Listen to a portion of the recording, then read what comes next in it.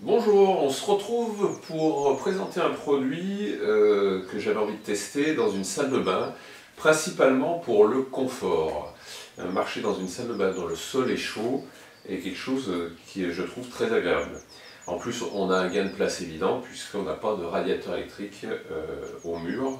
Et voilà donc comment se présente le chauffage au sol rayonnant câble kit mat de Sud Rayonnement.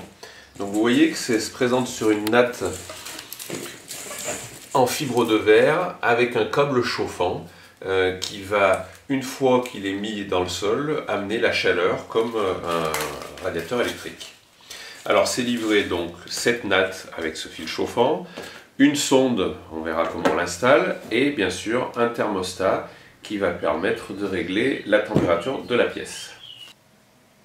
Voilà, qu'on est à 234 ohms.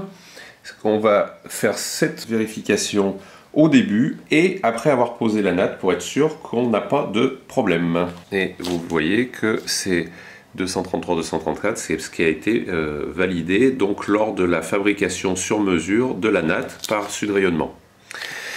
On a un maximum, vous voyez, de 120 watts mètre carré, c'est la norme. 120 watts mètre carré pour ce type de chauffage.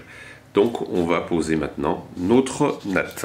La natte est équipée sur le verso de scotch double face qui va nous permettre de la fixer, puisqu'en fait on va dérouler notre natte et ensuite on va couler le tout dans la colle carrelage et coller directement notre carrelage au sol. Voilà la sonde qui va permettre de réguler une fois que ça va être relié au thermostat, et pour que notre sonde soit sous la natte, il va falloir faire une petite saignée. Donc on va tracer.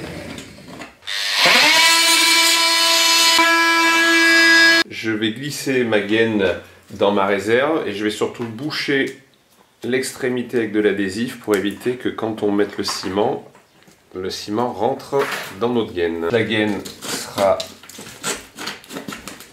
posée dans une goulotte qui remonte jusqu'au thermostat. Je mets ma sonde dans ma gaine et je la fais aller jusqu'au bout. Je vais commencer à coller ma natte grâce au double face.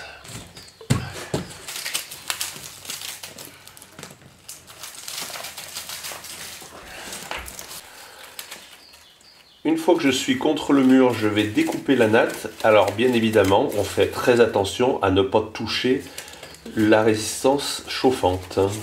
Une fois que j'ai coupé, mon fil se libère, ou je le libère s'il n'est pas libéré, et je repars, même principe, en enlevant les protections.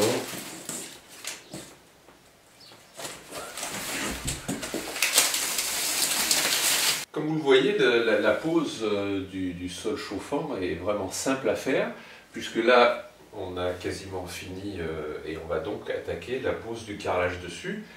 Le principe, ça va être de noyer la natte dans la colle et de poser notre carrelage dessus. Après, on est sur la pose d'un carrelage traditionnel. On va peigner la colle, mettre nos croisillons pour faire nos joints.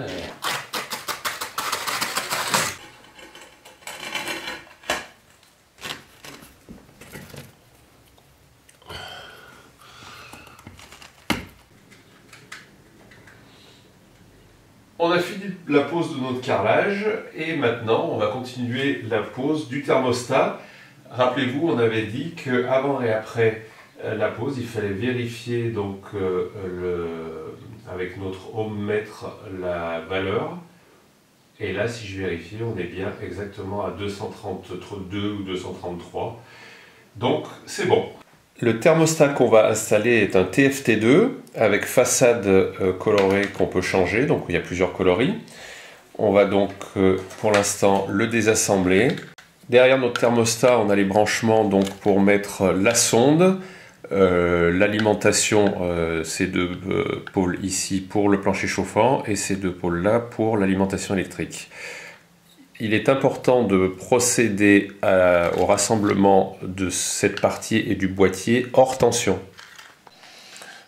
Mes raccordements sont faits, maintenant je vais pouvoir fixer mon boîtier et remonter mon thermostat. Une fois fixé, je vais remettre donc mon thermostat. Voilà, notre thermostat est posé en attendant de finir notre mur. On va choisir les réglages grâce à la dock qui est fournie avec. Et je vous dis à très bientôt. Au revoir.